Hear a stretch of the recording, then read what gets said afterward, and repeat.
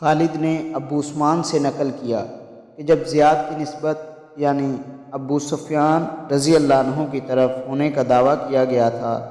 تو میں جناب ابو بکر رضی اللہ عنہ سے ملا اور پوچھا، یہ تم لوگوں نے کیا کیا؟ میں نے سعد بن ابی وقاص رضی اللہ عنہ سے سنا، وہ کہہ رہے تھے کہ میرے دونوں کانوں نے رسول اللہ صلی اللہ علیہ وآلہ وسلم سے سنا، آپ فرما رہے تھے، جس نے اسلام کی حالت میں اپنے حقیقی باپ کے سوا کسی اور کو باپ بنانے کا دعویٰ کیا اور وہ جانتا ہے کہ وہ اس کا باپ نہیں، اس پر جنت حرام ہے۔